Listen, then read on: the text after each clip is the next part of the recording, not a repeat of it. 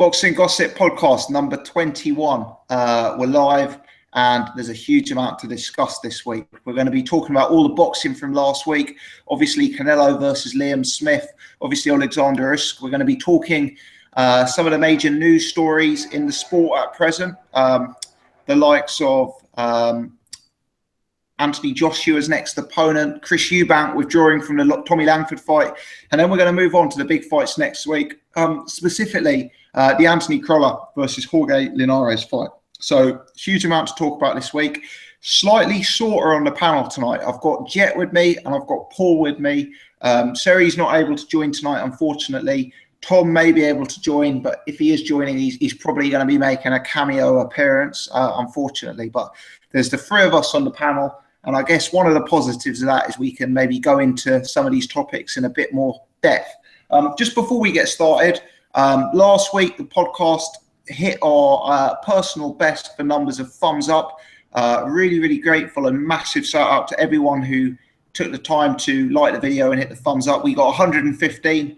I'd previously made a promise that if we could get over 101, I'd do another signed glove giveaway. So I've got a glove signed up by a few boxing personalities, and I'm going to post a video on the channel tomorrow as a thank you, where I'll do some sort of competition and give that away. So if you want to win a signed glove, do check that out. And as always, appreciate the support and appreciate people who took the time to hit the thumbs up and do that for all the videos. Without further ado, let's get into it. And let's start with the big fight from last weekend. Obviously, there was a number of big fights last weekend, but let's start with Saul Canelo Alvarez and Liam Smith. And Jet, I'm going to go over to you first, if that's okay, mate. Just for your sort of take and your thoughts, what's reflected on that matchup? Yeah, I mean, the fight was not bad. I thought it would be a lot more one-sided for Canelo, to be honest. Liam Smith held his own. He came back with some combinations here and there. I think eventually the body shots caught up with him. They really crippled him. I think Canelo's power, kind of just his size. I read on, I know forums aren't necessarily a fact, but it was widely speculated by some people that he came in at about 185 on the night. I don't believe that. I probably came in over 175, between 175 and 180. So possibly 176, 177, possibly. He looked quite hulking in terms of his shoulders and that sort of stuff. But I thought he actually boxed decently. He didn't box too bad. I think he fractured his right hand or something like that in the second round, if I'm correct. I heard that, yeah. And he's had an operation since, and he's tweeted that he's out for the rest of the year.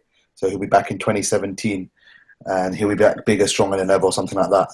And he actually popped out the jab pretty decently. Not nothing spectacular, but decent. He didn't look bad in the fight, but against let's be fair, a sort of top 25, maybe light middle. Sorry, top 20, light middle. Liam Smith is not recognized as a top 15. I think light middleweight. I'd probably put him in, the top 15, probably high towards the 10 mark. But, many people will probably look down on him and say he's not a big name. He didn't draw as much numbers as Canelo would against maybe an Erislandy Lara or a Demetrius Andrade, someone located in the States. I think no one knew Liam Smith. I had a few of my mates who know Canelo, and they were like, Canelo's fighting this weekend. Do you know who he's fighting? So I had to explain to them that Liam Smith has a pool of brothers, and he's a world champion, but no one knows who he is, and that sort of stuff. So it was a bit awkward, but he done well, Canelo. But let's be honest, we need to see him in the elite sort of fights, and the Liam Smiths of the world are not doing him any favors, especially with his name brand and being one of the top pay-per-view fighters since Floyd Mayweather's retired. I'm really impressed by him, The more I've watched Canelo recently, really since that Floyd Mayweather loss, I've seen a lot of improvements in the guy. And I think what I like about him is he's got great punch variety. He's not bad defensively. The guy can actually box very nicely. He carries power.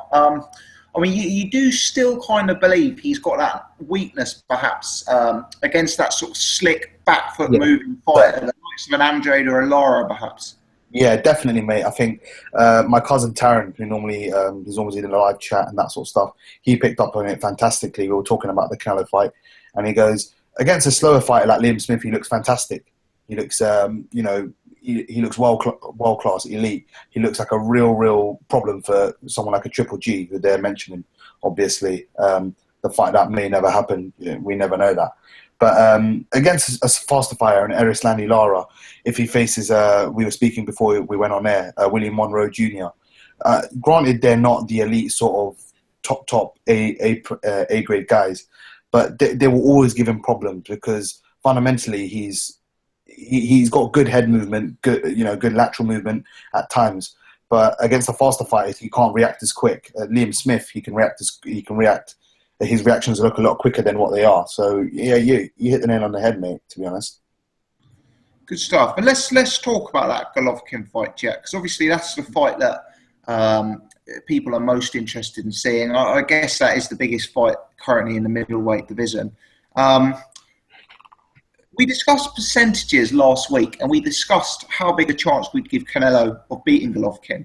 Now, I've got to be honest and say I can't remember your individual percentages, but certainly I think the panel as a whole had Canelo about, 25-30% chances, like an average. Has your perception on his chances changed whatsoever, having seen the recent Liam Smith fight? I'll put my 2 pence on that. I gave him about 30%, if I'm correct. I can't remember off the top of my head, but something about 30%. I think that's a fair sort of percentage to give him. But in terms of my mind has changed on that, I don't think so. Fundamentally, I think against Golovkin, they're going to be the same sort of size. I think Canelo would probably be the bigger man in terms of just frame-wise.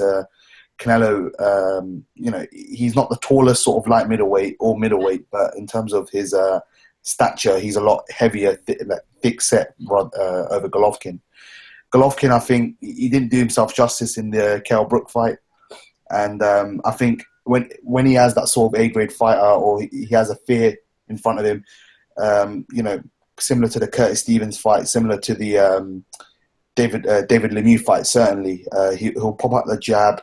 And it'll keep him at bay with a jab, and I think he'll just control the whole fight with his jab and throw whatever sort of punches he needs to. Left hook to the body, right, the unorthodox right hook, so to the head. I mean, my opinion hasn't really changed, even though Golovkin didn't look splendid against Kell Brook. There's been a lot of chatter saying, is Kell Brook splendid or really the special one, or was Golovkin sick, or he's not as good as people make him out to be. So, you have to take all these sort of tangibles into consideration.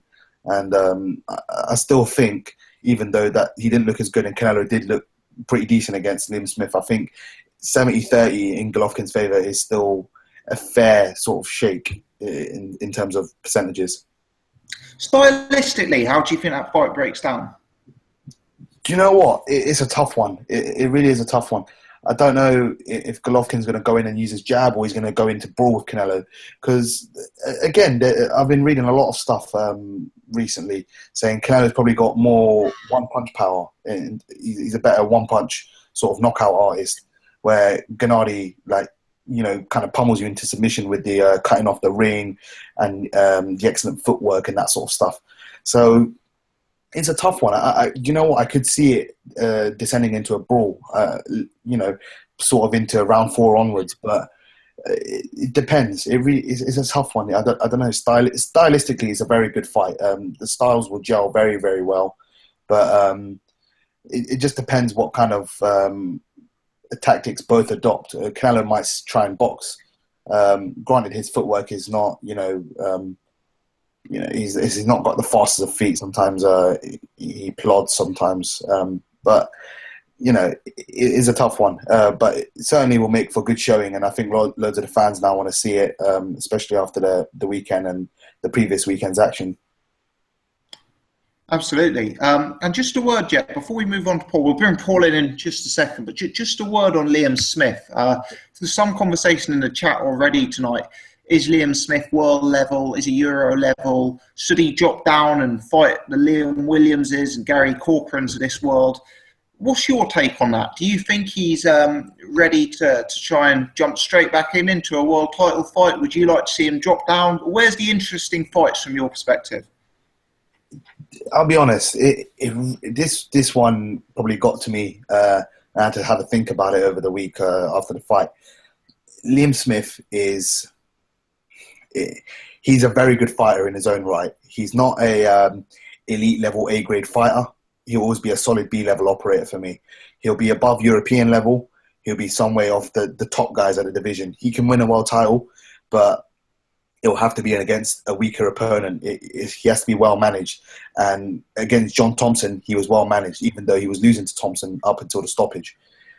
You know, he could go fight Liam Williams. Liam Williams is a British and Commonwealth champion at the moment. I think he's defending his title next month as well.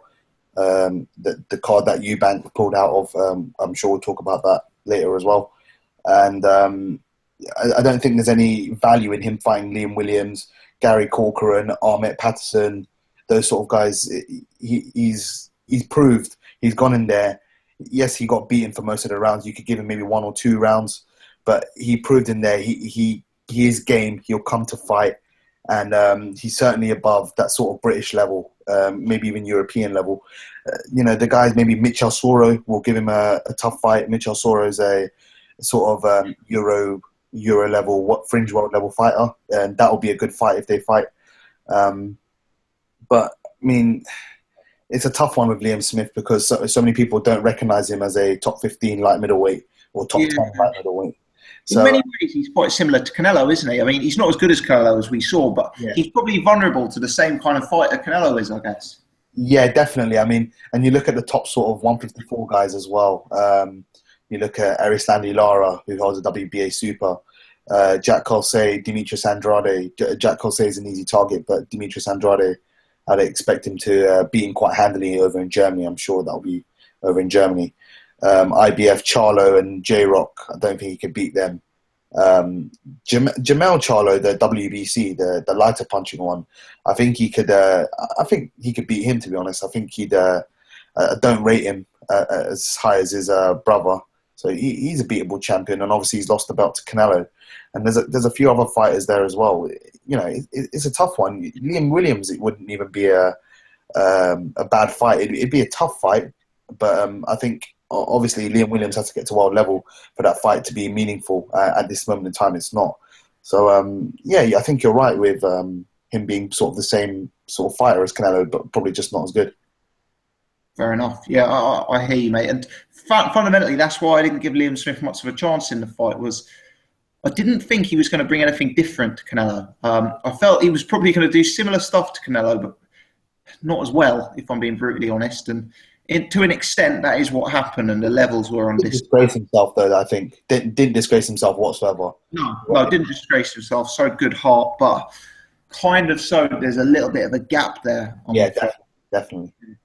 Paul, let's bring you in, mate. First and foremost, were you impressed by Canelo's performance? I don't know. It was a good performance, but I mean, I don't know if he showed anything new. I mean, like the question marks I've got over him still remain for me. I mean, his stamina is one. I mean, he seems to take large chunks of rounds off and stuff. He just, like, where his output sort of goes down and stuff. Liam Smith was able to back him up quite a bit in that fight. Obviously, Liam Smith wasn't really in the fight too much.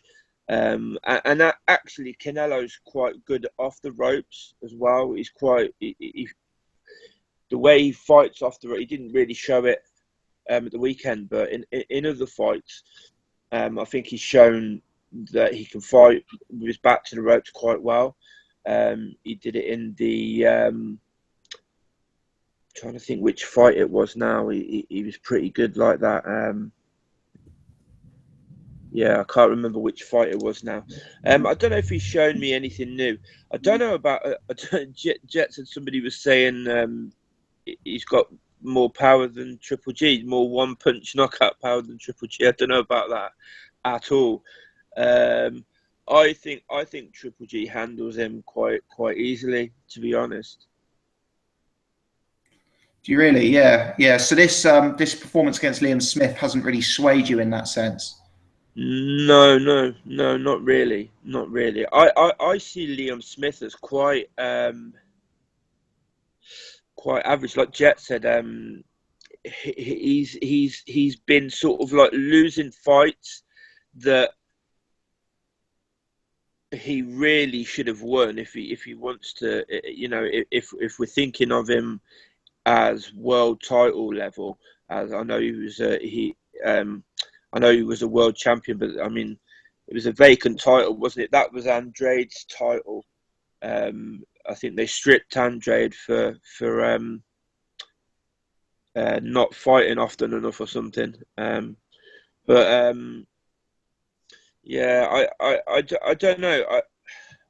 I struggle to.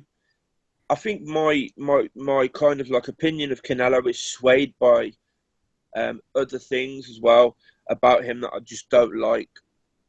I don't like the fact that he's like. I mean, let's be honest. The guy is fucking huge. He should not be fighting. I don't think he's got any business at 154. I really don't. I know people are going to say, well, if he can make 154, then whatever. But a guy that's coming into the ring 175, 180 pounds, I mean, apart from height, he to me, he looked a weight class at least above Liam Smith at the weekend. I don't know if anybody would disagree with that. He was much thicker. I mean, even in the weigh-in, when you see them together, he's like twice as big as him. You know,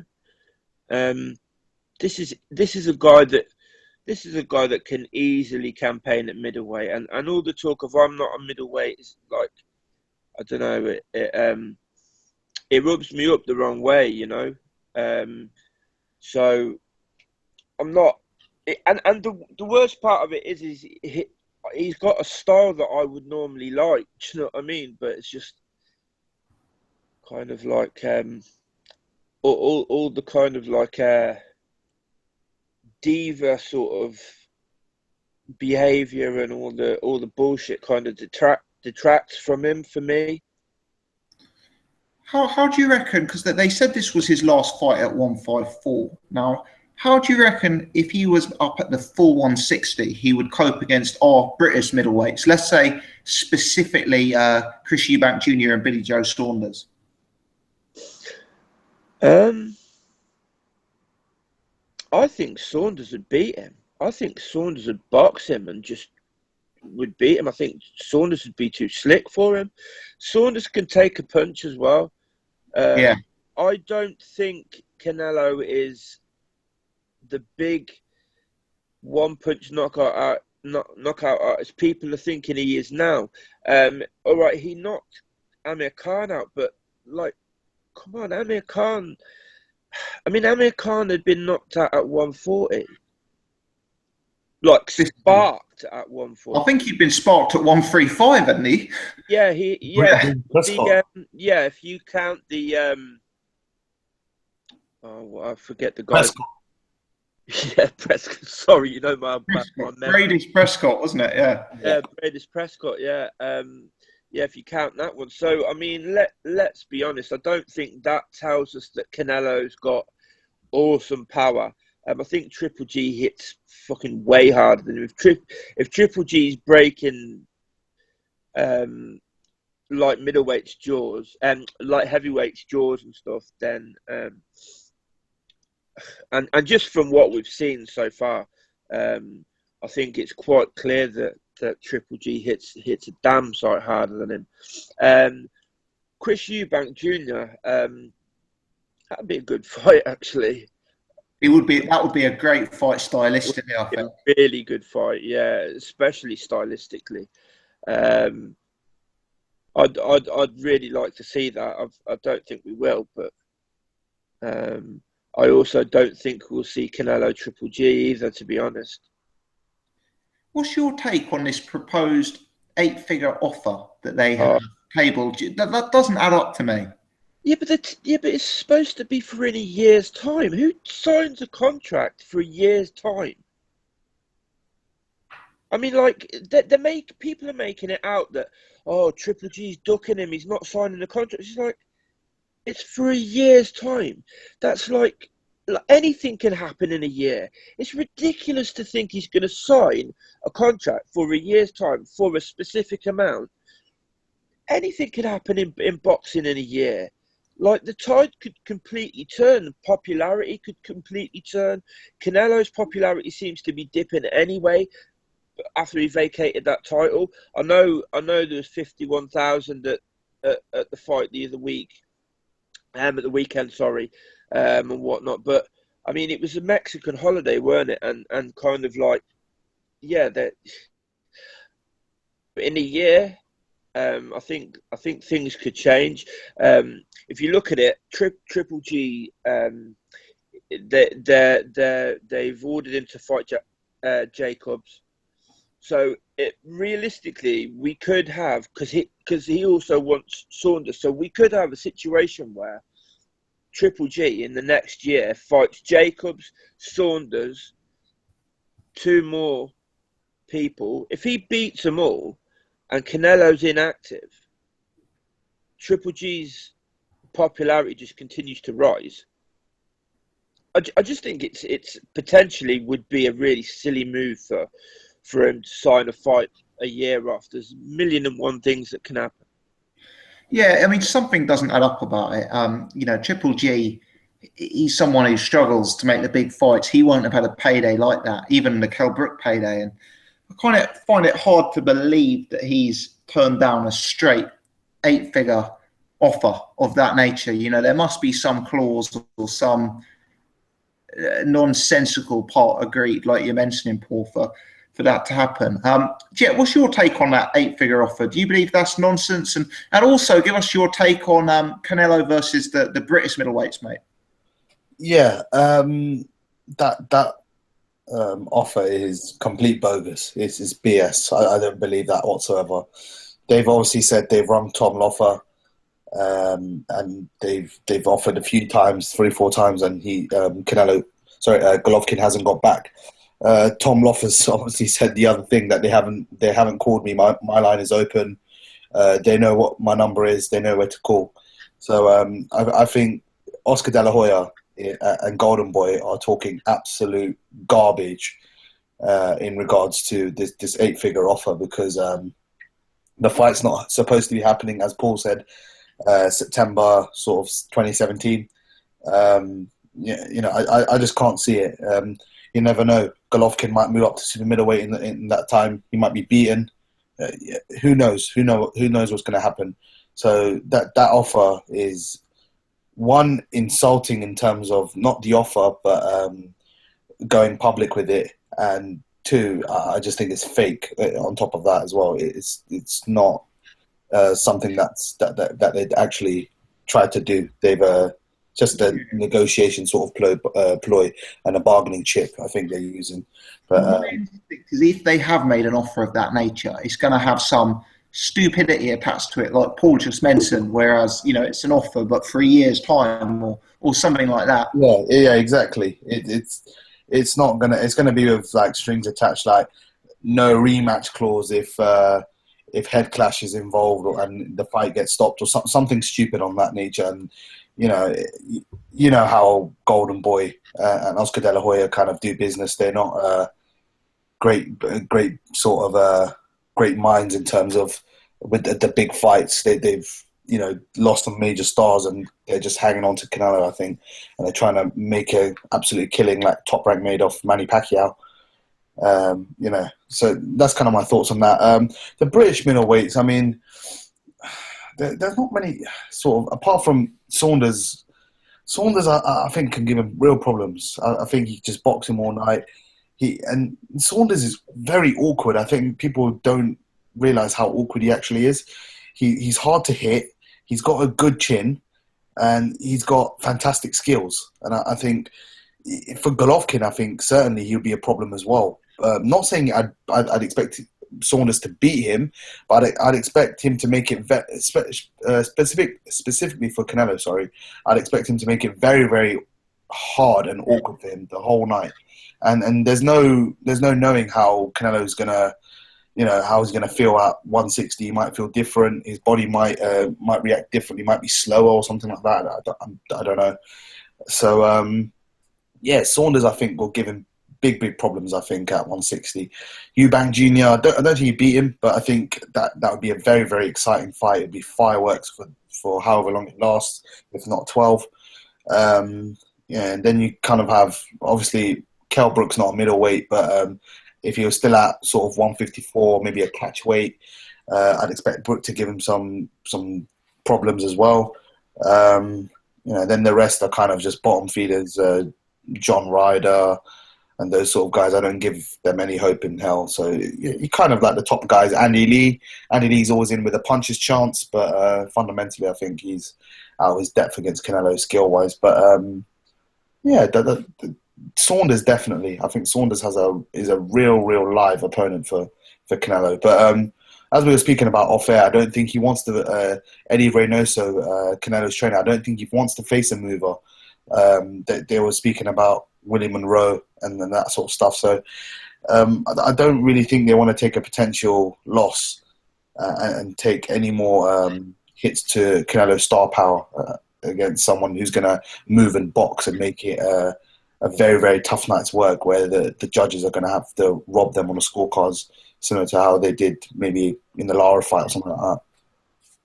Yeah, I mean, I had Lara winning that fight, and yeah. And I think Saunders is probably even slicker than Lara. Yeah, I think he's got better ring IQ than Lara. I think Lara he boxes, but then he'll either stay right at the right from range, or he'll come in and have a brawl, similar to Willie Monroe. I think he's a bit better than Willie. Well, I think significantly better than Willie. But I think you're right there. I think Billy Joe Saunders is a class act, to be honest. Yeah, he is a class act. Yeah, I think something that shouldn't be overlooked is we're looking at Canelo and we're seeing him fight guys who are so much smaller. I mean, Paul was spot on earlier when he was talking about the size difference. And, when you've got that sort of size gap, not only do your punches have more effect, but the punches that are landing on you hurt less and, wobble you less. And moving up to 160 against a guy like Billy Joe Saunders, or Chris Eubank, there's no proof whatsoever that Canelo's punches are going to have the same effect and that he's going to be as effective. I mean, what I'm getting at is, sure, Canelo looks like the kind of guy who could adjust to 160, but will he be as effective? I'm dubious. I think a large part of his success is the size advantage he's actually enjoyed. But it'd be interesting to see. I guess the other fight to talk about from this weekend, which was the major one, was Usyk versus Glowacki, which I presume you both watched. A really, really interesting fight from my perspective. Paul, let's start with you on this one, mate. Did you see that one? Yeah, I thought it was a really good fight. I don't think it was one that had pleased the casuals too much. Yeah. But I really enjoyed it. I've watched it about 3 times. I've been saying for so long, Usyk is the truth, man. He's so, for me, he's got everything. Maybe just not sort of like outrageous power, but I mean, other than that, he's got absolutely everything. And I personally think he's the best at that in that division. I don't think anybody's going to get near him in that division. I think he's too. He's too quick. He's too. I mean, God, his movement is fantastic. And I just think he's got. He's probably got the best movement in the sport, pound for pound. Yeah, I wouldn't disagree. I wouldn't disagree with that at all. Maybe Lomachenko's better, I reckon. Because he's small. Yeah, Usyk, a massive guy, has fantastic footwork. Big guy. I mean, you got to imagine if he was like, obviously, Lomachenko is just another level to pretty much everyone. But like you say, it is because he's smaller and that. Usyk, for a man of his size, God Almighty, Glowacki couldn't seem to. He couldn't really settle into the fight at all. I don't think Usyk gave him a chance to be honest. I thought it was I think the only other cruiserweight that I think's got any chance of against Usyk would be Maris Briedis, but I still think Usyk could beat him. But Briedis has got real power. There's a couple of guys that have got real power. There's Gassiev as well, who is going to fight Lebedev, isn't he? Yeah. He's a bit basic, but he has got awesome power. His last fight, he dropped a guy with a awesome left. Absolutely, just forget the guy's name now. Jordan Schimmel. Yeah, that was it. Yeah. I was watching that the other day. That was an awesome punch, man. It was a fucking amazing punch. Yeah. So I just think Usyk's probably the best cruiserweight in the world for me. Yeah, I mean, to be honest, I don't think there's really a counter argument than that. I mean, Marco Huck, dominant number one cruiserweight, he got beaten by Glowacki, who then followed that up with a good win over Steve Cunningham. And Usyk has pretty much schooled him. I mean, I don't know what the commentators were talking about. This wasn't a close fight. I think there was an argument to score it 12-0. I mean, in hindsight, maybe 11-1, 10-2 were fairer scores. But really, I thought this was a very, very dominant performance from Usyk. I gave Glowacki 2 rounds, but one of the rounds was really, really tight. Do you know what? It was only when I saw your video on it that I thought, am I going mad here? Because, like you say, was it? Oh God, there's me and names again. The guy Triple G fought. Proxer. Yeah, was commentating on it and. Yeah, like, he had it level or something like that, around 8 or 9. I think he had it level. He gave 116. Watching. Yeah. Which fight was he watching? Because like, I'm scoring it and I'm looking at it. I'm thinking, am I like? Is it me? Like, do you know what I mean? Okay, I'm not a professional boxer, so is it me? And then like, I saw a few videos and realised, no, actually, it's not me. It's just the fact that Proxer's Polish, probably. It was a fantastic performance by Usyk. Yeah, I was really impressed. There's a few other topics I want to talk about relating to Usyk, specifically whether he's already in the pound-for-pound top 10, whether he'll have the same success at heavyweight. I want to address those, but first let's go over to Jet. And Jet, just for your take on the fight itself, anything to add there in terms of his performance against Glowacki? Nothing really to add, to be honest. I had him winning 11-1 if that kind of thing makes anyone feel happy. But I gave him only 1 round. But to be fair, what you said is spot on. We tend to agree on a lot of stuff, and I agree with one of the comment that you made that it could have been 12-0. I gave that 1 round out of pity to Glowacki. To be fair, I just thought fundamentally he wasn't good enough. And I thought that from the start of the fight, I thought it'd be slightly more competitive. I thought it'd be maybe like 8-4, 9-3 Usyk, but 11-1, he completely dominated the fight. And Glowacki was not in the fight. He couldn't block a jab. Let's be honest. He was defensively ridiculously open. It was so bad, and I think that was just Usyk making him look a lot worse than what he is. Then again, Marco Huck is a brawler, so probably played into Glowacki's strengths. And Steve Cunningham is not the fight he used to be, so maybe. But kind of my thoughts on that. Proxer's he definitely took on him. He definitely took too many blows from Golovkin because he had it 116, 114, I think, at the end of the fight, and that beat some of the scorecards that we have over here in the UK. Let's put it that way. Absolutely. That was bias in its purest form. Jet, top 10 pound for pound. Is there an argument he sneaks in at the bottom?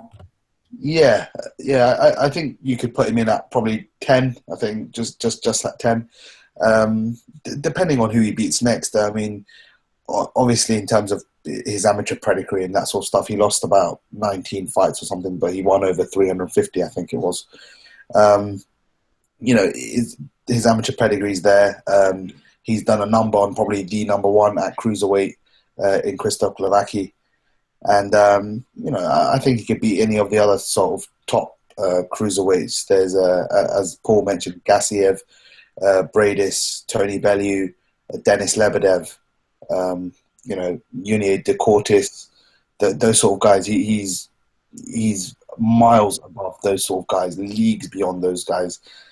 And yeah, I just think maybe if he can win another belt or be another top fighter in the division, I think it might be time to call it curtains for the cruiserweight division for himself and move up to heavyweight. Yeah, I mean, I guess that was going to be my my next question. I don't know if you saw the video I did. I've got very, very strong opinions on Usyk at heavyweight, and I'd say I've made my mind up. But before I go on to that, let's hand it over to yourself, Jet. What's your take on him moving up to heavyweight? Yeah, I saw your video, and you said I think he probably lacks the power at heavyweight. That's what you said. Do you know what? I think it's more, to be honest, sorry to interrupt, it's not just the power. The style he fights, I think he's too small. Now, a guy like David Haye, his style is a style that would work against any size, because he's like an outside fighter who stays out of range and then explodes in. You know, a guy like Evander Holyfield these are guys who have styles that aren't defined by their size. But Usyk is a guy who likes to move around, float around on the outside, throw a jab, work some sort of flashy combos. Just don't think he's going to be able to do that against the monsters at heavyweight. Yeah, it's a tough one. I mean, sometimes size is important. As you said, David Haye, there was actually a fantasy matchup saying David Haye versus Usyk at cruiserweight, which was a fascinating matchup. Very, very fascinating. But yeah, I mean, he can beat the sort of lower end top 10 sort of heavyweights. I think he's good enough to beat those guys. You know, maybe the Joseph Parkers. I think those people was saying him versus Joseph Parker, who wins. I think he beats Joseph Parker. Similar height. I think Usyk 6'3", if I'm correct. Yes. So not the tallest, but he's not the shortest either.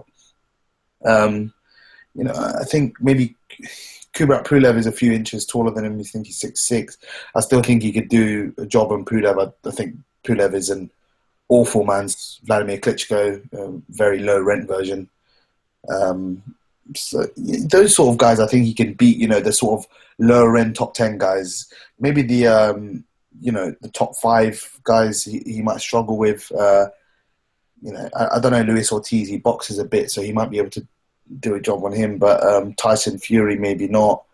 Vladimir Klitschko, it might be tough, but there have been rumours also that he beat up Klitschko in sparring, so make of it what you will. I don't know. In regards to his power at heavyweight, in terms of, it's not going to be significantly like more than what he has now at cruiserweight, but I think you know, his power comes from timing, accuracy. That sort of is. He's not a massive puncher, if you know what I mean. It's kind of like a Jorge Linares who puts his punches together and, you know, hits you with time and accuracy, and he generates power from that. So yeah, that's kind of. I think he could do well at heavyweight. He won't be. Hi, Irish Tom. He's joined us for the cameo. Hi, Tom. Yeah, I think he's. He could do well at heavyweight, but whether he can beat the top guys might be a stretch. But yeah, I think he's got a chance in any fight. Let's put it that way. Yeah, is Tom on the line? Is he? Can you hear me? Yes, Tom. Where are you joining us from tonight? Skegness. I am joining you from Clare Island off the west coast in the wild Atlantic. Ah, very, very nice. Very nice. Very nice. So, romantic. I like it, Irish. Has the missus given you 5 or 10 minutes to see, mate? I've locked her in the cupboard there and gagged her up. So we got 10 minutes. 10 minutes. Okay. Well, in that case, we'll go Push straight breaks to, out. we'll bring you in. So we've just been discussing last week's action, mate. Obviously, Canelo Smith and Canelo Golovkin potentially, and obviously Alexander Usyk and his win as well. So give us your take on all of that stuff. Well, I saw Canelo and Smith. Thought Smith, put up a good show, but he showed the level he is, and I think we all knew that he was domestic level, maybe European, but he took his licks, and nothing too much to say about it. Saw a bit of Usyk, a few rounds of Usyk. He looked very good. His boxing looked like elite level boxing, and he's able to stand up to the power. Although I don't think he got hit too much. Did he get hit much? Not too much. He was pretty defensively aware, I thought. Yeah, so he seems to be like, I don't know whether he will, like, he looks like he's an elite boxer. I don't know whether his style will lend himself to people outside the hardcore raving about him. So, but I only saw about 3 rounds of that. What else was there again, did you say? Those were the 2 main ones, but we were also discussing, whether Canelo could maybe take a fight with Golovkin. Obviously, there's been a lot of rumours that there's been an 8-figure offer that's gone in for Team Golovkin, and we were kind of discussing whether that's fact or fiction. Well, that's the biggest load of horseshit I've ever heard, because Oh, yes. apparently, like they said that first of all they offered him double what his highest payday was. Did anybody hear that? So No, Yes, I heard that.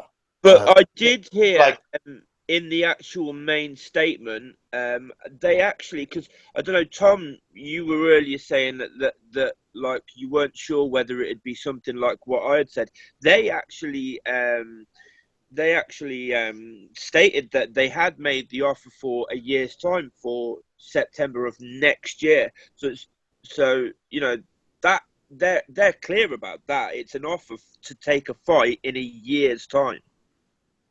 Yeah, no, that's rubbish. And the thing is, like they said, I read that they either offered double his highest payday so far. So that was either, at the time, it was like 2 million or 4 million, a flat fee.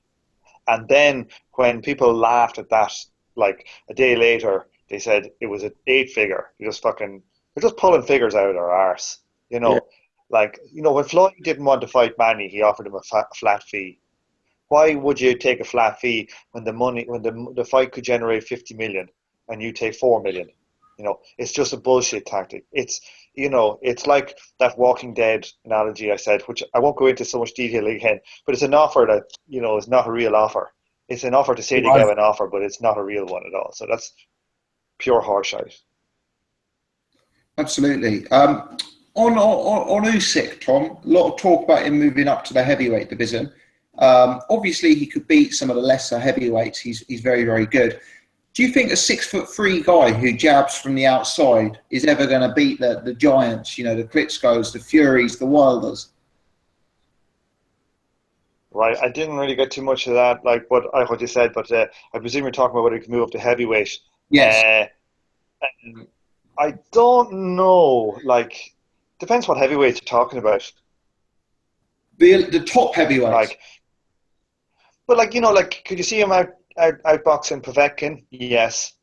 Hey, yes.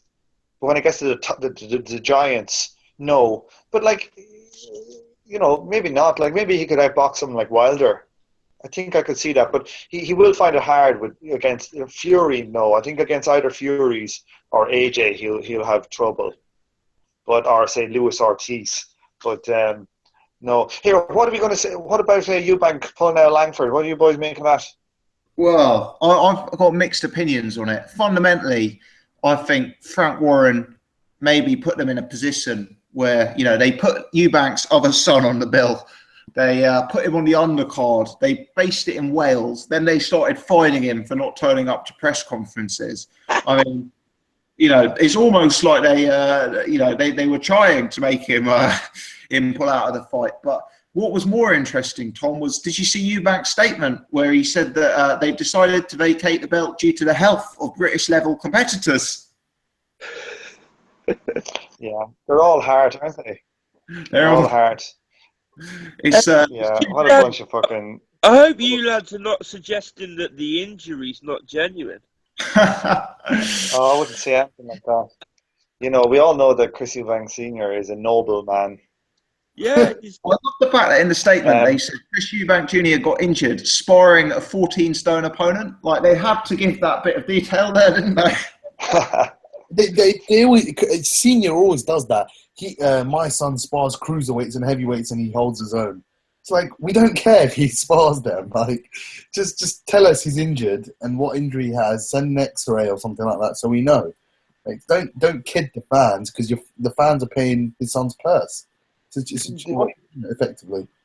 The only people I've actually seen him spar, apart from Carl Froch, have been welterweights and lightweights who are amateurs. What do you call it? Been bragging about knocking him out or something like that. It's embarrassing. It's embarrassing. With the Blackwell. I have some Kel Brook related news. I was playing a game of tennis this week against my mate. The first time I played tennis in a few weeks, and he came running. He did like one of these like approach shots, you know, where he was running into the net to end up volleying me. And I said to myself, I'm going to do a topspin lob. And I went to do this like crazy topspin Roger Federer lob. And I don't know what I did, but I hit myself in the face with the tennis racket. And I missed the ball. And I smashed my orbital bone on my eye socket. And I got a lump on it, a big lump on it. So Kel Brook, like, fair play to him for fighting on, because I swear to God, I was on the floor for about 10 minutes before I got up, and like, it wasn't even broken, like. So GGG must be a complete fucking monster. I hit myself as hard as I could in the face with a tennis racket, and I didn't break it. Irish Tom has got the chin. Did you play on in the tennis game? I went down to a knee. Like, my mate didn't see me doing it, and he was wondering, why is he kneeling down? What's he doing? And then, like, after about a minute, he came over and says, what's the matter with you? And I was like, I just have to hit myself in the head with a fucking tennis racket. The chat is saying that your chin has been exposed, Tom. Well, listen, GGG broke his eye socket, right? A tennis racket didn't fucking even crack my eye socket. So the chat can go fuck themselves. Tom, I appreciate you got to run off, mate. Before you do, obviously the rest of the panel will come back to this later. Just give us your quick prediction for Crolla Linares, mate. I don't have a prediction for that fight.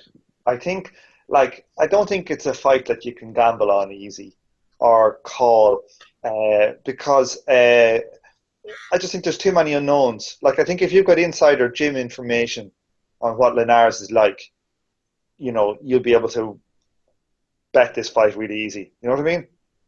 If you know that he's injuries, it's like betting on Martinez, you know, when he was on his last legs, literally, you know?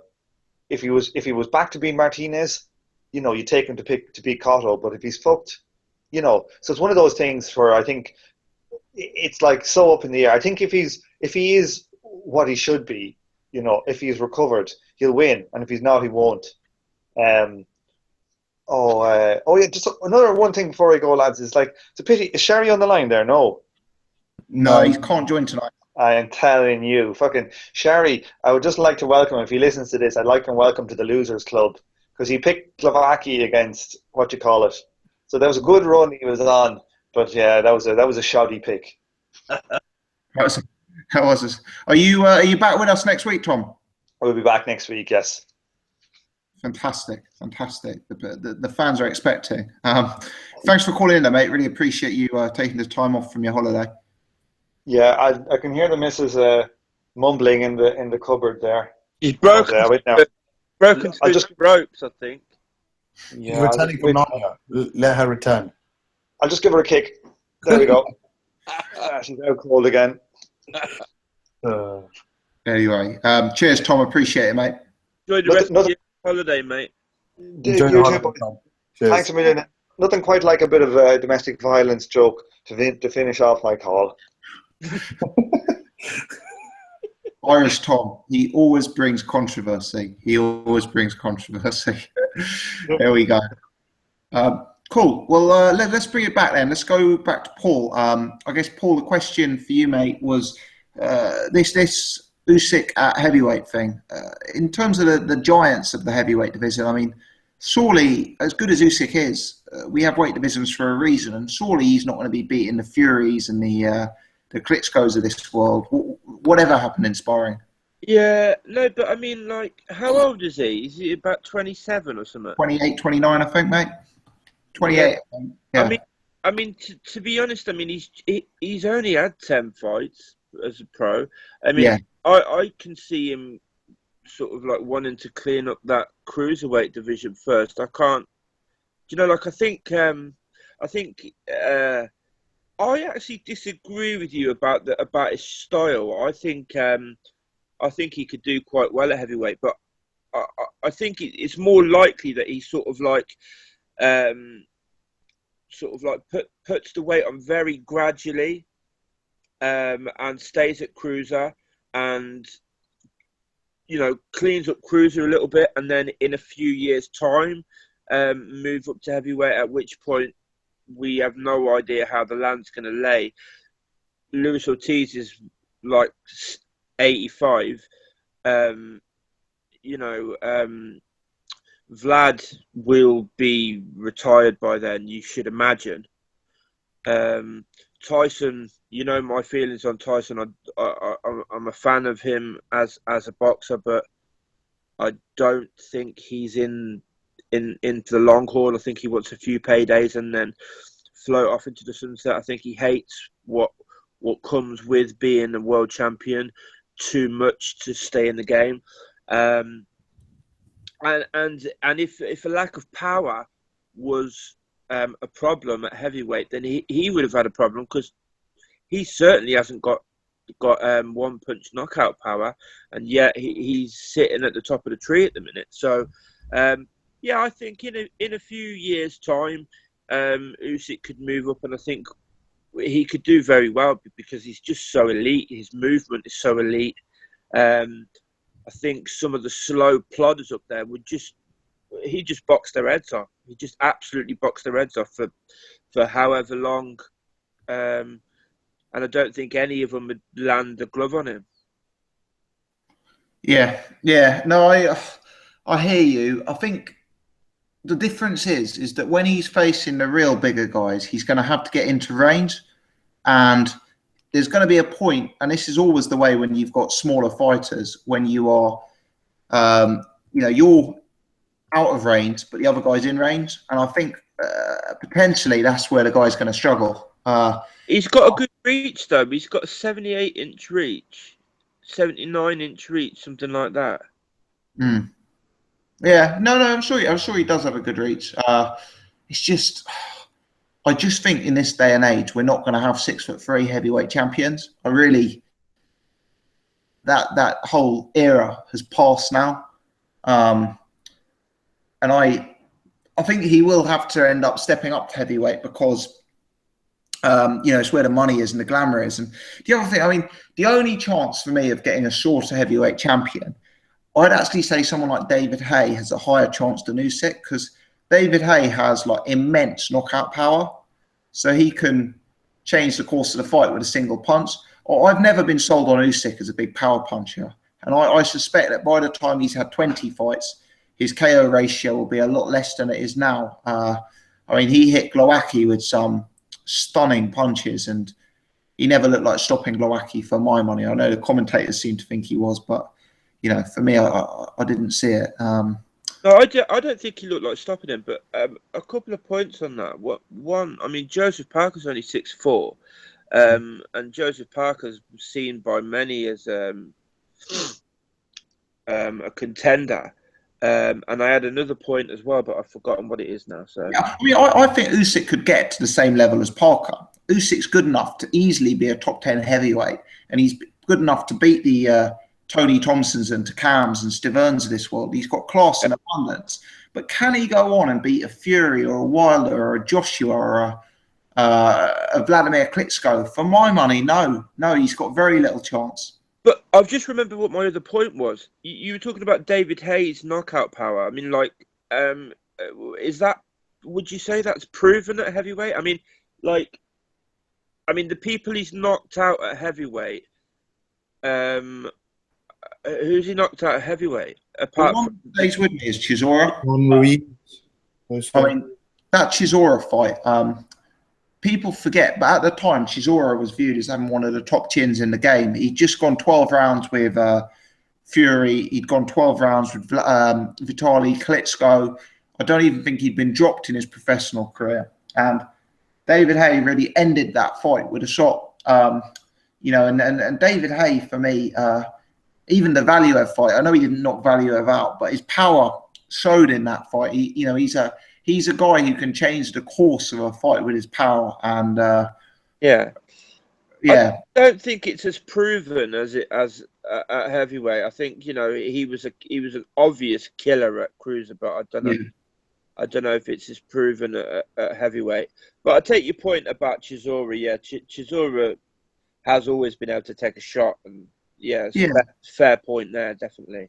I don't even think Chisora's been down since that fight, even though he's a bit shot now. But I may have got that wrong, but I don't think I recall seeing him go down since.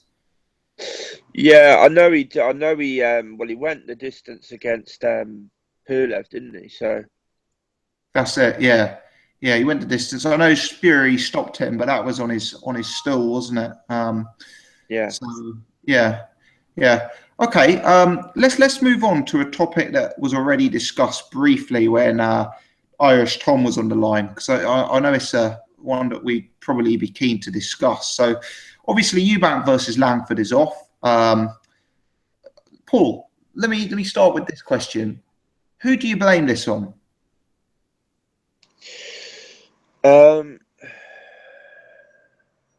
Yeah, it's a good question. Yeah, I mean, I kind of agree with you. I hadn't really thought of it that way, if I'm honest. Whenever the Eubanks are involved in anything, I'm always quick to just blame them straight away, if I'm honest. But your points were good ones. Kind of like Frank Warren. I mean, like you've got to imagine he's gone from Eubank Jr. I'm talking now, being spoken of in the same breath as Triple G, the middleweight champion of the world, to an undercard in Wales on the Liam Williams card. It's kind of like, you can kind of understand how he may not want to be there, but then again, he signed the contract. I mean, like, no, I don't recall any article in which they said that a gun had been put to Junior's head. So, failing news of that being the case coming out, he has to take some of the blame, surely. Although I do take your points about Frank Warren. I think Frank Warren probably hates Senior that much that he probably has done this just to, not thinking that he'd pull out and just thinking, this will make you look like a right cunt now, and they've kind of just gone, oh, well, you know what, fuck this. I don't believe for a minute the injury's genuine, not at all. And what about vacating the British title? Do you believe there's some truth in the fact that they're doing that for the health and safety of the other British title level middleweights? No, not at all. Some people find it very crass and offensive, but I think there's a level of, I think the way Senior builds hype around his fighter is, is amazing in terms of his profile. Let's put it that way. Yeah, he can build hype for him. I tell you, because when you're listening to him, he does sound convincing, and if you weren't a little bit cute, you might find yourself going, oh yeah, fucking hell, this kid's next Muhammad Ali, like that that is the kind of like way he has you almost thinking. But unfortunately, there's some of us that can look at a boxer and actually see the holes in his game, and unfortunately, I think there are quite a few in his game at the minute. I also don't believe because of the Frank Warren's interview where he said he's running from Tommy Langford. I also, on the other end of the spectrum, don't believe that either. I don't think he's like scared of Tommy Langford. But no, yeah. I just think it's typical, isn't it? It's typical of Frank Warren's like slapdash way he goes about everything now, and sort of like emotion driven and sort of like bitterness driven way he goes about things. And it's also typical of fucking Eubanks and just messes anyway, aren't they? So I mean, I'm just kind of like a bit pissed off about the whole thing, to be honest. I was kind of looking forward to the fight, really. Yeah. Could we see a Go-Go versus Langford for the vacant title? That is the question on everyone's lips, Paul. Well, maybe. Depends what he's had from Subway that day, I suppose.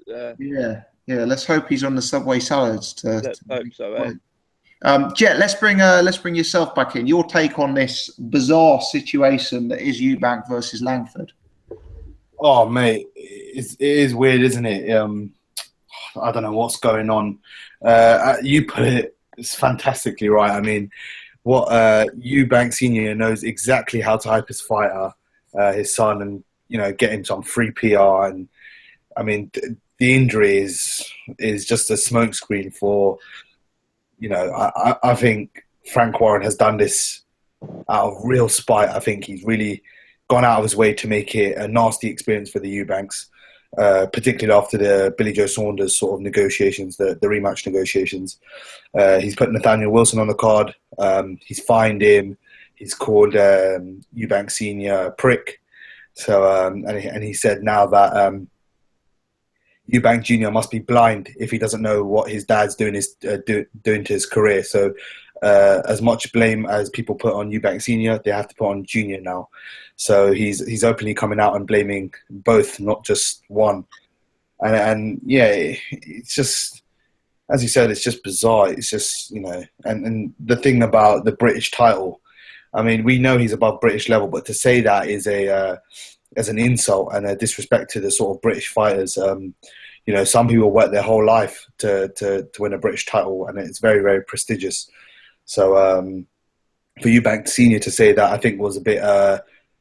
I don't think he meant it like that, but it was a bit tongue in cheek, and the way it's come out is a very, very negative. He's slaying a lot of other fighters that may be deserving of a British title instead of a Chris Eubank Jr.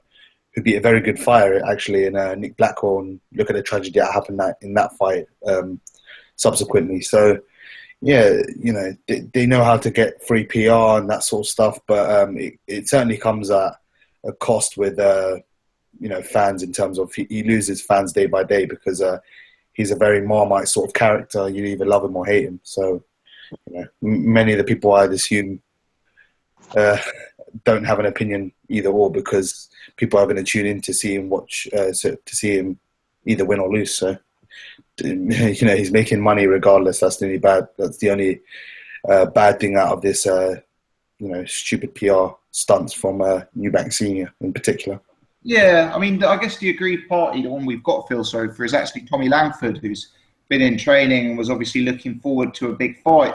I've got to say, from my perspective, maybe in hindsight, it won't be the worst thing for Tommy Langford. This, I think Eubank Jr. would have destroyed him and probably humiliated him in there. And I think that maybe a few more fights at British level, and joking apart, maybe the fights against the Spike O'Sullivans and the Anthony Agogos and that sort of bracket of opponent. I'm not saying Langford necessarily wins those fights, but maybe they're more winnable fights for him. Yeah, certainly. John Ryder's also on the card against Jack Garnfield. That's a pretty decent sort of domestic scrap at middleweight as well on the Crolla Linares undercard. So that could be a fight that Tommy Langford might be interested in. He also probably gets to keep his undefeated record because he won't be facing anyone of significant note on the Liam Williams undercard. I expect it. I know he said he's still going to be in a big fight, but I don't expect it to be a big opponent. So he gets to keep his undefeated record. He's number 2 or 3 in the WBO rankings at 160. So Billy Joe Saunders comes through. He could get a world title shot against Billy Joe Saunders in his next fight or the fight after that. We don't know what's going on with Frank Warren. So he's always sort of trying to make a fight with his sort of top upper echelon fighters, and Tommy Langford might be a good bait for Billy Joe Saunders as a nice easy warm up for bigger fight later down the line. Yeah, definitely, and I don't think that fight is an impossibility either. The way they've struggled to find opponents for Billy Joe, then it's very possible that fight is an attractive option for them. I think. Jet, I'm going to stick with you, mate, because I know you're on a slightly tighter timescale tonight, but I'm just going to rattle through a few small topics very, very quickly, and get some of your takes on that. So, firstly, still no Anthony Joshua opponent. Give us your take on what's going on there, mate. Mate, I haven't got a clue. I mean, he's talked about the Eddie Hearn in this instance. Has talked about the sort of Millennium Stadium triple header or something like that with AJ topping the card, Price Parker, who was it, White, and Chisora. Yeah, so I mean, he's talked about that, and it's progressively got less, and now we're just stuck with AJ versus TBA, which seems to be his favourite sort of opponent, especially for the sort of undercard, the lower undercard guys.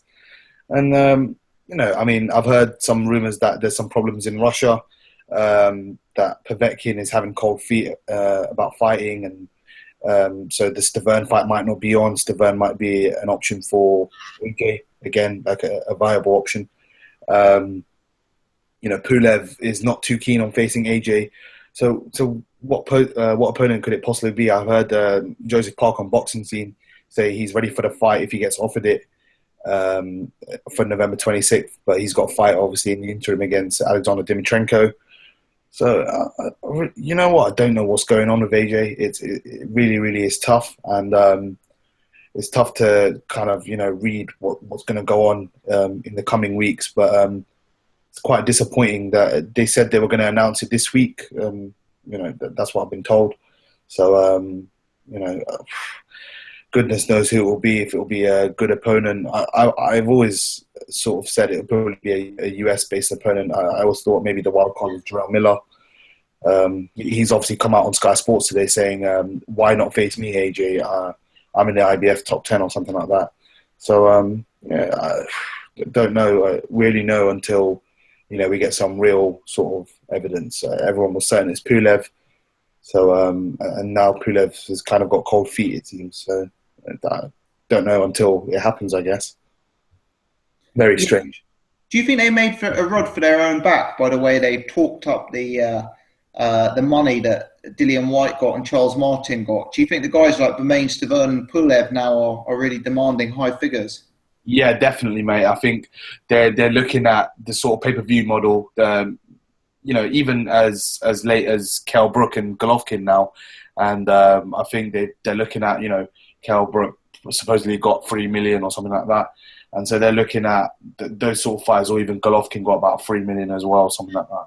So they're looking at those sort of fighters and going, you know what, if we're coming to the UK and we're risking it against a world champion in his backyard, possibility of getting robbed, and maybe a big chance of getting knocked out, because Anthony Joshua's a big puncher. Why do we want to go for low money? So we know what Charles Martin supposedly got. So why should we go for lower than what we're worth? And maybe it's a cash out for them. They look at it as a cash out and go, you know what, we're going there, we're risking everything, we should get paid handsomely. I think you're spot on with that one, mate. Yeah. No, I think they've, in hindsight, they may have made a rod for their own back there, and that's something that future opponents are going to demand as well. Jet, 2 fights disappointingly off. Oval versus Huck is off. Hughie versus Andy Ruiz is off. Your take on both of those, mate? Yeah, Marco Huck versus Oval McKenzie. That was a decent fight, decent little scrap. I mean, both of them will come to sort of fight as well. Oval is, known as the upsetter and that sort of stuff. He is, he's a good fighter in his own right, but I think we all unanimously agree that he is probably a super middleweight. He in sort of height and definitely stature. I think he's a very thick set sort of muscle bound built sort of person. So light heavyweight would be natural for him, but he's obviously moved up to cruiserweight. The sort of fights that he wanted at light heavy didn't come to fruition, so he's moved up to cruiserweight, and I just think fundamentally he's a bit too small, and I just think he struggles with the sort of top guys at cruiser. Marco Huck is probably in the top 10. And I think Marco Huck would have beat him. But disappointing for Oval, who would have got another chance. He got robbed for me against Victor Ramirez out in Argentina, definitely. So, he should have been a world champion. He should have been facing possibly Denis Lebedev in a unification, obviously, or Gassiev in a mandatory defense. But, hopefully Oval gets another chance. It would have been for the sort of IBO trinket, the smaller world title. But, a bit harsh on him. Andy Ruiz versus Andy the Pie Man Ruiz versus Hughie. Hughie would have dominated that fight for me. People say Andy Ruiz has a fast hand. I think Dwight says he has like the fastest hands in at heavyweight. I don't think that's true. I think Joseph Parker has quicker hands. But Ruiz is fat. Let's be fair. That's. I don't want to be harsh. I said it on my live stream a few days ago. He's just compare him to the other guys. He can make probably middleweight, super middleweight. Let's be honest. I mean, he came in about 272 against Serhij Lakovic, and he struggled badly in that fight. So he's just not a good fighter. He's just not conditioned well. I don't know how he can take a punch. He's got a padded record. And, loads of the prospects have that, but they get tested eventually. And Andrew Ruiz has never been tested. He's always been talked up by Top Rank as the next coming of Muhammad Ali of this generation or something like that. And all I've seen is rolls of fat in his press conferences and his fights, and he just bores me to death. So I'm not. He fought on the week. He's becoming a beast recently, isn't he? Like me, mate. I mean, it's all coming out. Yeah. I don't know. It's just you get fat. I mean, look, you don't have to be. We always say fighters don't have to be body beautiful. Tyson Fury is certainly not body beautiful, and he's world heavyweight champion. There's a lot of other fighters that are not conditioned well. I mean, you look at so many of them, and they're not conditioned well. They're cutting weight and that sort of stuff. I mean, Andy Ruiz has all the facilities there for him to be able to condition himself properly and come in. If he wants to be a heavyweight, fine. He can come in at 215, 220. Steve Cunningham, I know Steve Cunningham is very chiseled and that sort of stuff, but he came in at 202, 203, 210. Deontay Wilder comes in at 220. He doesn't come in heavy, and he's 6'7", 7.5 or something like that. Andy Ruiz is 6'2", and he comes in at 270 plus. It's just embarrassing. It puts a mockery on the sport, and you think how some of these fighters become professional fighters, like how they get a license and that sort of stuff. It really is embarrassing. So, but I would have expected Hughie to do a number on him anyway and become WBO mandatory. The situation with that is, would Tyson just vacate his belt so Hughie can have a free shot at the WBO world title? Don't know. It'd be. I wouldn't be surprised, because they're definitely not going to fight each other. Let's put it that way. But I would have expected Hughie to do a good number on him. Yeah, and final question, Jet, before you go back to Paul. Initially, Hughie Fury has probably had more fights drop out than fights that have gone ahead. Yeah. There's a tendency to say this is because he's a hugely avoided prospect. He looks so good and people don't want to risk themselves against him. But it's happened so much. I'm starting to question, are there other reasons that people are dropping out? Are they maybe not offering commercially valid terms. I mean, don't you think this dropout are now being so regular and so routine that maybe the Furies have to look a bit closer to home? And I'm not saying it's their fault, but at least examine the question as to whether they're doing something they could do something slightly differently to try and prevent this happening. Yeah, mate, I think you're spot on with that, to be honest. I mean, there certainly is an element of he's avoided because he's got fantastic skills. He's been fighting at, not his optimum and that sort of stuff. And maybe sometimes hard to catch him, but people aren't confident or they haven't had a training camp and that sort of stuff. So there are different sort of reasons why he might be avoided. But I think financially, there's no money in fighting Hughie Fury, regardless of whether he has the Fury name. There is no money in fighting him whatsoever. And I think he's certainly on a platform that doesn't give him the best of exposure. He didn't give himself the best of exposure against Fred Cassie when he was headlining after Billy Joe Saunders pulled out. So some of the blame, not some, most of the blame has to be put at his team's desk. Peter Fury, Mick Hennessy, those sort of guys. Frank Warren is only the guy who's showing him on TV. In this case, he's not his manager or anything, and he's not promoting him. It's Mick Hennessy. And they have to take a large chunk of the blame because, numerous opponents have been either discussed or the fight's been made, and the constant pull out after pull out, and there has to be some sort of inquest in the Fury camp, or especially the Hughie Fury camp, as to why this has happened. Are we not offering enough money? What other contractual terms that are sort of up for negotiation? Are we not giving them favourable terms or anything like that? They have to look at it now and really make a judgment call on it, because it's cropping up too frequently now. It's costing Hughie a lot of not just time but valuable experience that he could be getting, for future bigger fights, world title fights, big domestic fights, or just big international fights. It's costing them a lot of valuable experience. Definitely. No, absolutely. Paul, what's your take on that, mate? On both the Oval and Hughie Fury fights being off? Yeah, well, on the Hughie Fury, I mean, I agree with what you guys were saying. I mean, if you think about it though, before Tyson became world champion, the same stuff was happening with him. Loads of pullouts. There was 2 pullouts from David Hay. I think a few other people pulled out as well. And so there is, and obviously now, like, God, I can't even name them all in my head, how many people have pulled out of fights with Hughie. There is a common denominator there, and that's Peter Fury, Mick Hennessy. And so, yeah, you have to wonder, don't you? Mm-hmm. I'm disappointed that the fight's not going to go ahead. I do think Hughie would have schooled him. I like Jet's description of Andy. He's not the most svelte of characters, is he?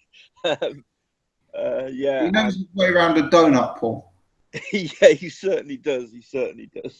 I also don't agree with Dwyer with the fastest hands thing. I think it's quite clear that Joseph Parker's definitely got faster hands. Over McKenzie, I kind of disappointed for him. I think he would have probably come up short against Hook. But I also thought he was robbed in Argentina, and I would like to see him get another shot, because as Jet said, he really should have come away from there as a world champion. And I like someone like McKenzie who he puts it all on the line, don't he? He's not the sort of fighter that's just going to run away for 12 rounds, and there's there's too much of that in boxing at the minute. So I like to see people like Mackenzie get their shots. Hopefully he can get another shot at some point. Yeah. Yeah, he's a likable character, and he's got a good story within the sport. And Paul, what's your take on the Anthony Joshua opponent, or more specifically the lack of Anthony Joshua opponent? It's only about 2 months off. You'd expect the opponent to be pretty much known by now, I guess. Yeah, I would have expected him to have been well known by now. The optimist in me is reaching, and I know this is a really far reach, but also David Hay hasn't named an opponent. I know it's really unlikely, but yeah, there's a little part of me that just thinks, God, wouldn't that be cool if they just surprise us with that? Yeah, I can see it being somebody like Molina or Depar or someone like that. I can see it just being none of the none of the aforementioned. I think Stavern is probably gonna. I think he's probably gonna still go down the Povetkin route. I know there was some Jet was talking about Povetkin getting cold feet or something, but I don't think. It hasn't been called off as yet that I'm aware of. No, it's not been called off specifically. No. Pulev doesn't seem to want it. You have to wonder what the hell he's doing, and Pulev, if he, most people would probably think that catching AJ at this stage of his career is probably the best chance anybody in the heavyweight division has got of getting a world title. And if Pulev has any ambitions to win a world title, you'd think he'd snap Eddie Hearn's hand off. I would imagine the money would be okay. I don't know. It bugs me because I don't know. I just remember a time when the best fighters fought each other, and they really did. You know what I mean? And it doesn't seem to happen so much now. Pulev's a top 10 heavyweight, and he's not getting any younger. So you'd kind of hope that he'd want to do something, but. Yeah, it's a strange one. I hope it does get named this week.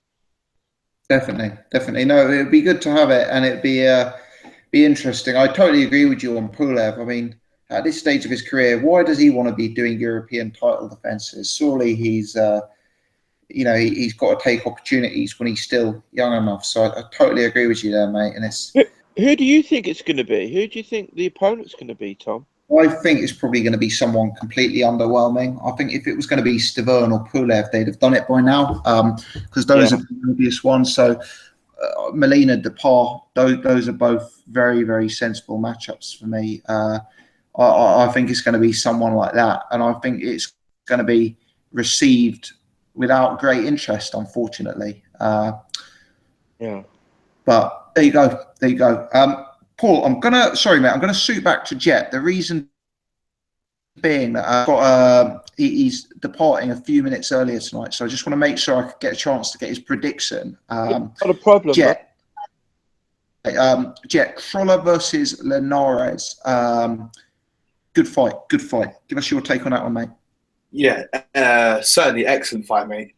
Do you know what? I've changed my mind on this one so many times. It really is a head scratch. I mean, Linares he's susceptible. When he gets hit, he doesn't really like to get hit.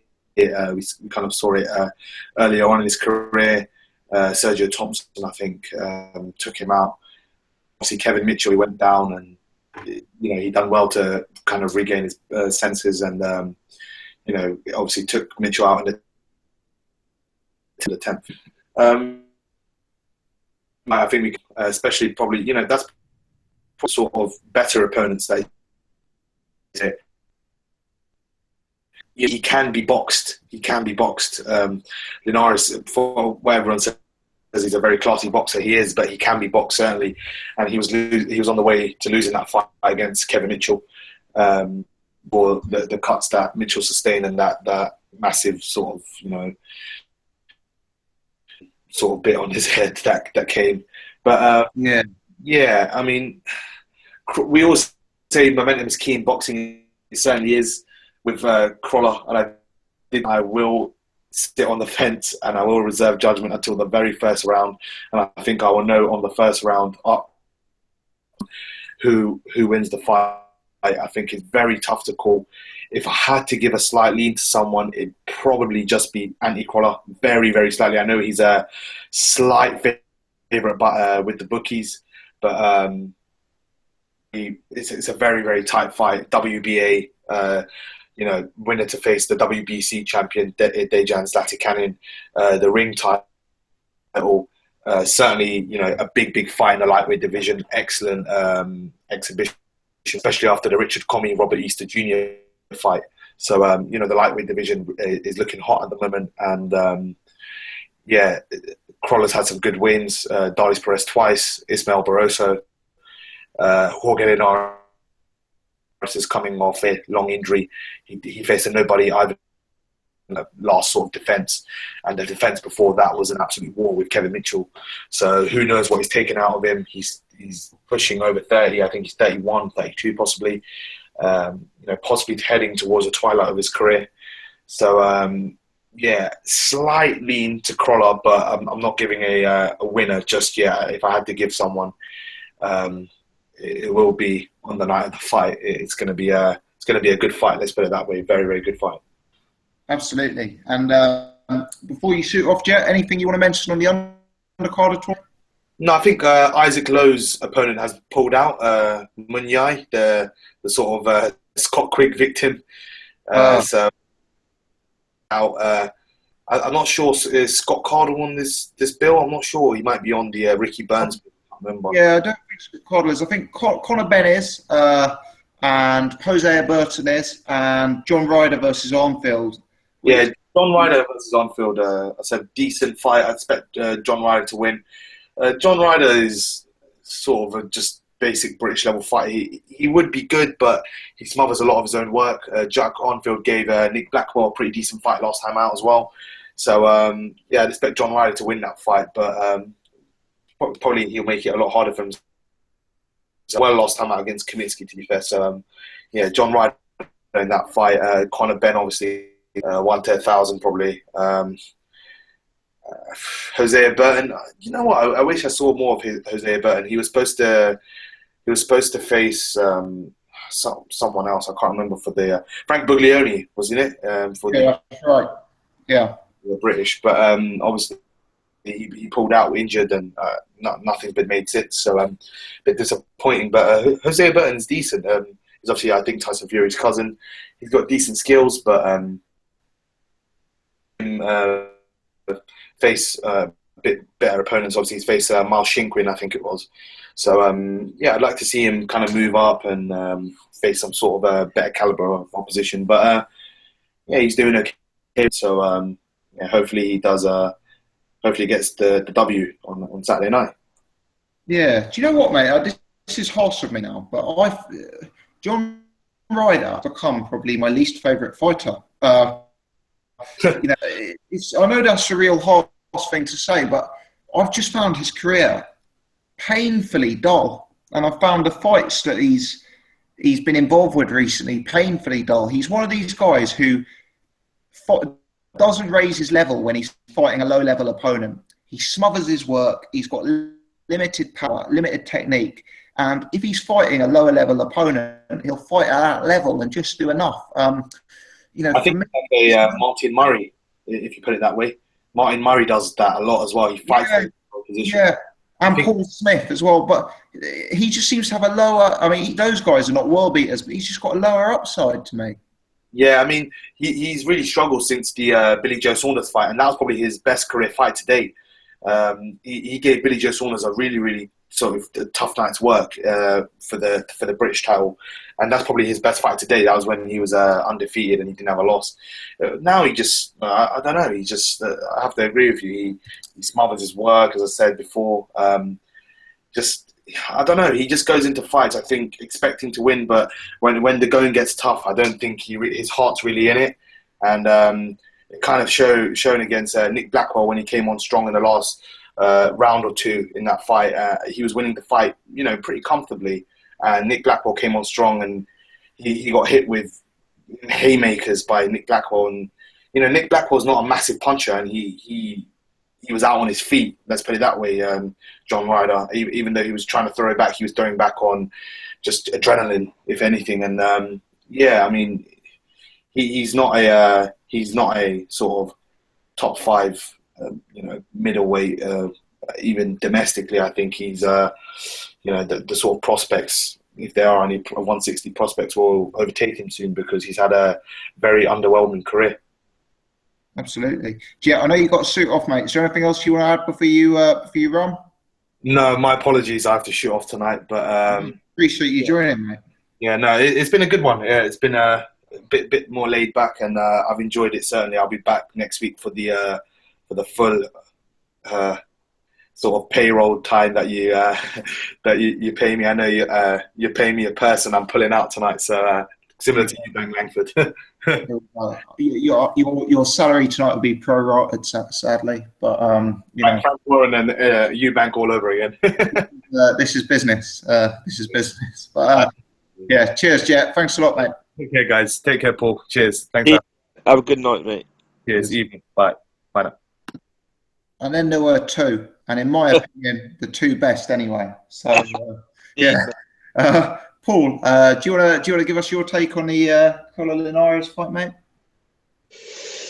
Yeah, kind of been back and forth with it a little bit as well, but kind of like really with Crolla, I mean, the only thing that's making me lean towards him is the sort of like the momentum he's got and stuff.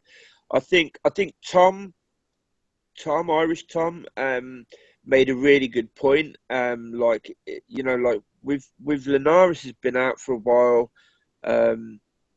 It really depends on which Linares shows up. If Linares is Linares, for me, he absolutely destroys Crolla. I think he's too quick. He's too accurate with his punching. Very, very accurate. With his punches, I just think he's probably at A level, if not a couple of levels above Crolla. I've never really seen Crolla as an A level fighter. Yeah, I know he's a world champion, but like I've never seen him. His best performance for me was the Barroso fight. I'm gonna pick Linares. I don't think he's gonna. I mean, what is he? 31. It's not that old. I don't think he's gonna have had that much taken out of him. I think he's gonna be a little bit too much for Crolla. What about yourself, mate? Mate, I flip-flopped on this one as well. Crolla is someone who I have consistently got wrong on this channel. I think I picked Darley's Perez to beat him twice. I've picked Barroso to beat him. He's someone who I've always, I guess on the way up, I kind of viewed him as a English, British level fighter. I mean, this is a guy with multiple losses on his record. He lost in prize fighter, I believe. And yeah, he really is one of the most improved fighters out there. But I kind of still think, I don't want to be critical on Crolla, but I still think he's not elite. And the way I justify that is by saying Darley's Perez, hard to know how good he actually is. Barroso, good fighter, but a fighter who fought one of the worst tactical fights you'll ever see. And Crolla maybe, did enough in that fight. But Linares, as you say, he's a much more proven commodity than Barroso and than Perez. He's been at a higher level. He's got a higher skill set, and he is an elite level lightweight, and possibly, in my opinion, the top lightweight in the sport. So based on that, if I had to pick one, I would go with Linares.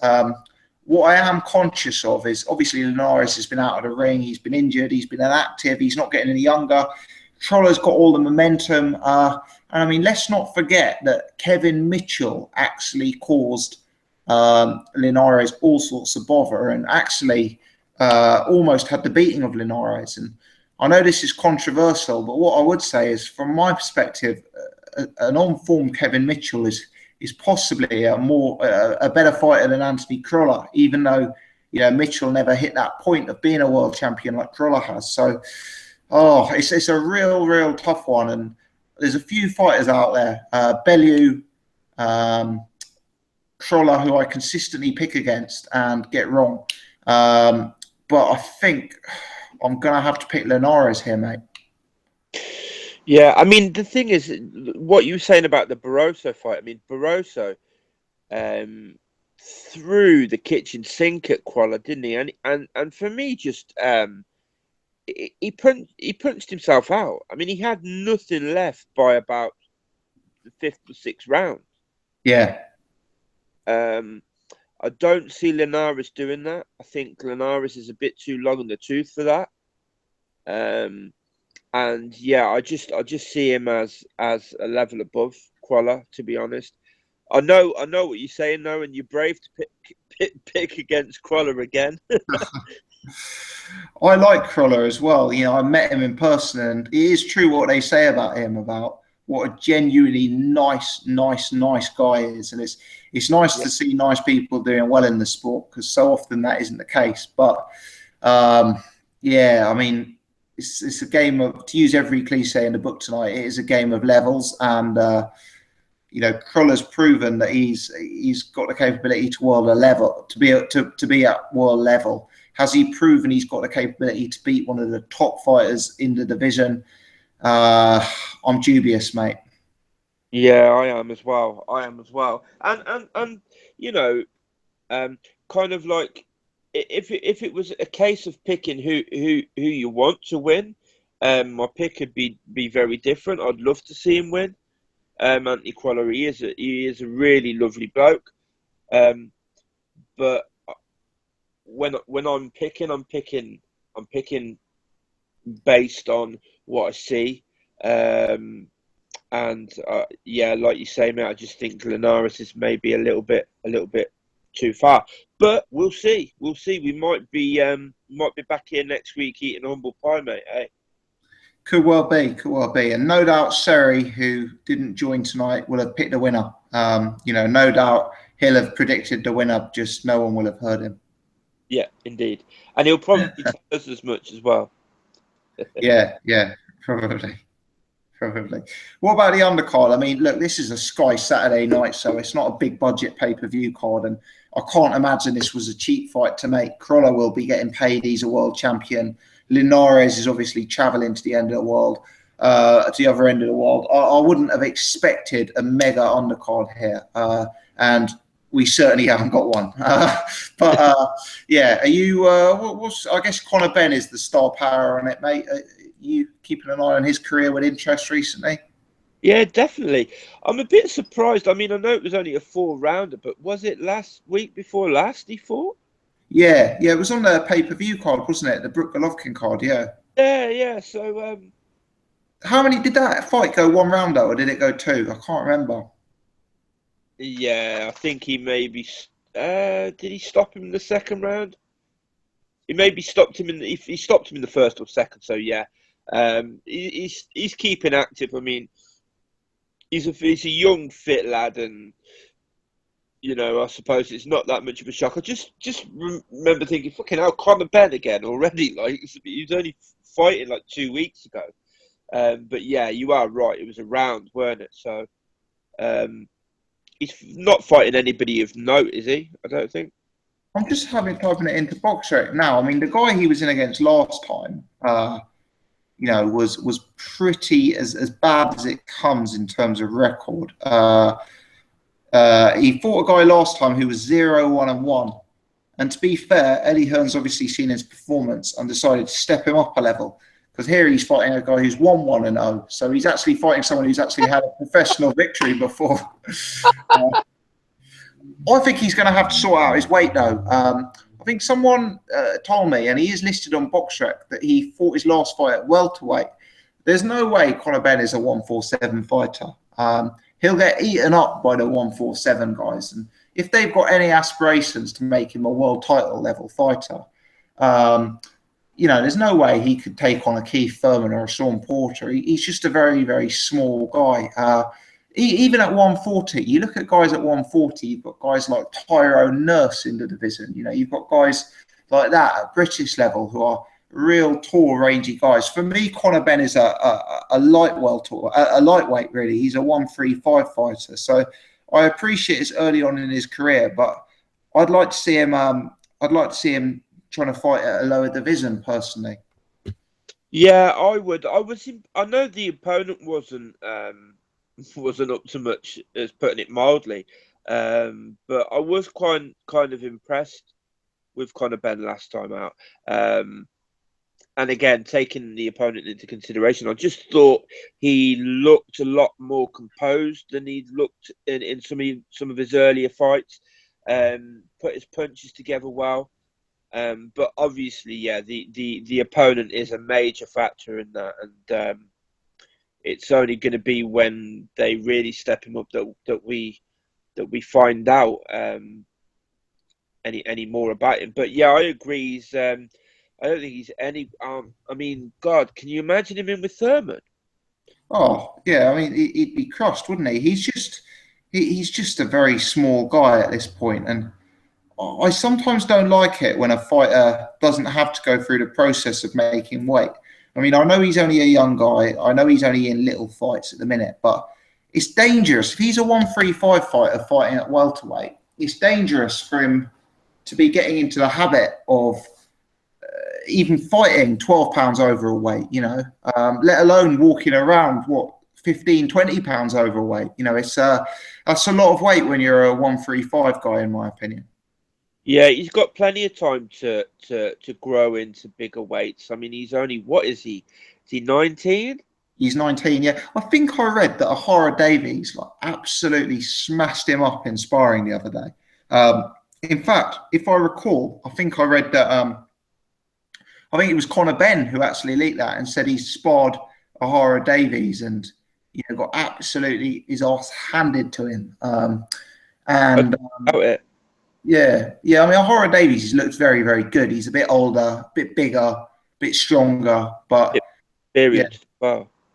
That's going to help him come on leaps and bounds, I reckon, if he's if he's getting that kind of work in the gym every day. Yeah, definitely. He's got potential for me. The thing that really stuck out for me is the difference between some of those earlier fights where he was just seemed wild and didn't seem like he had that much technique, and obviously, I think he's working with the Sims, isn't he, Tony Sims, and that, and the difference that I've noticed in him. That's been the most impressive thing for me. Again, the opponent has to be taken into consideration, but he did look like he's really improving quite quickly. Yeah. Maybe it was like nerves in his early fights. Maybe maybe it was huge arenas and huge pay-per-view events and fighting just before the main event. Maybe it was maybe that kind of got to him and made him a bit overeager. But he's certainly got some boxing capability in there, hasn't he? Yeah, definitely. Anything else on the undercard, mate? I mean, John Ryder, Hosea Burton. These aren't exactly fights at this point that is massively getting my pulse racing, I must admit. Not at all, mate, to be honest. couldn't really care less about John Ryder anymore. No, it's like you say. I think they've probably had to pay Linares quite a bit of money. I think he's based in Japan, so he's coming. He really is coming quite far out of his way, isn't he? So, and understandably so. Anthony Crolla's got to get a bit of money as well because it's a dangerous fight. And so I guess it was inevitable that we weren't going to get a stacked undercard. But I mean, this is pretty poor. It is an average undercard. I don't know. I think Buglioni versus Hosea Burton may have been due to be on this one. And to be fair, that would have been a very, very good co-main event. Obviously that one's ruled out with, I think Buglioni got quite a bad cut or something, so he couldn't fight. But yeah, that would have been decent. But yeah, it's hardly one that gets me overly excited. But yeah, I must admit, I'll be fair to Eddie Hearn. I know people hate on Eddie Hearn, but what I would say is, in my opinion, some of the recent Saturday night cards he's actually put on have been a bit stronger.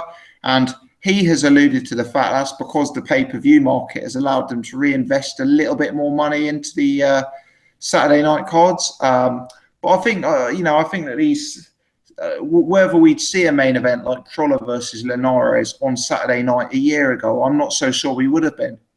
Yeah, true. Yeah, I mean, I've never been one to just dive onto the bandwagon for the Eddie Hearn hate train, and I kind of tend to agree with you, mate. It's kind of like I don't think we probably would have seen it, to be honest. I mean, let's have it right. That's a good fight. Yeah. It's a really good fight, it's maybe not going to be one that gets the casuals out unless they're Crolla fans, Manx or whatever. But it's a really good, as far as quality is concerned. It's a really, really good fight. Is there anything else on this weekend? Do you know what? It's a very quiet weekend apart from that. I did have a look on BoxRec and there was absolutely nothing other than this card, to be honest with you, even internationally. So, it's been a slightly quieter one on this particular card. I'm not sure if Huck versus Mackenzie was due to be this weekend, you see, mate? Yeah, I think you're right. I think, and I don't think there's much on next week either. I think Joseph Parker, Dimitrenko's next week. Oh, is it really? Okay, that's quite an interesting fight. I think it's really one-sided, but nevertheless, it's an interesting test, definitely. But I've got a feeling there's going to be some other big news between now and next week. I think Tyson Fury is going to resurface. I think we're going to have a Josh Ure opponent. We may even have a Chris Eubank Jr. miraculous recovery from injury. So it could be a few good bits to talk about between now and then, I reckon. But maybe that's me being optimistic. Hopefully, because otherwise we're not going to have a lot to discuss next week. It'll have to be very keen eye on the qualifier and go into a bit of detail on it and a bit of time on Joe Parker. But yeah, I think you're probably going to be right, mate. I think we probably should get the AJ announcement this week. But yeah, hopefully the rest of the lads will be back next week as well. So yeah. Well, Surrey was at a wedding tonight, so I'm sure he'll be able to be joined. And Tom said earlier that he'll be back next week. So we should have a full squad. The Avengers will be assembled, mate. Don't you worry. We'll be all right. Paul, we've kind of gone through the list, mate. Anything you wanted to add? Anything additional? I don't think so, mate. No, it's pretty much covered everything, haven't we? Yeah, we've been fairly thorough tonight, haven't we? We've been a bit different tonight, actually. I've quite enjoyed it. Obviously, I like it when the full panel is available, but we've kind of been able to go into slightly more depth tonight, which is was good as well. So just a bit of freedom, but like you say, I do like it when everyone's here as well, though. So Yeah. yeah, There's looking no forward. annoying person on the panel just cutting across everyone, though, is there? Yeah. Naming no names. I'm kidding. If you're watching this, I'm kidding. Yeah, no, I really enjoyed it, Paul. Cool. I'll wrap it up then, guys. Thanks very much indeed for everyone who's joined live tonight. I think we got up to about 90 people watching live tonight, which is always good. If you are one of the people watching live, please take the time to hit the thumbs up button, share this on social media, and check out the other videos. Do subscribe to the channel. We've got this glove signed by no less than 3 boxers, which I'll be giving away tomorrow on the channel. So tune in to that as well. But yeah, thanks very much for watching. Thanks to Jet and thanks to Paul for making the time. And we'll wrap it up there. Hope everyone has a good evening. And we'll be back next week with the full panel at 8:30. So look forward to that. 8:30 next Wednesday. Cheers, guys. Cool. Cheers, guys.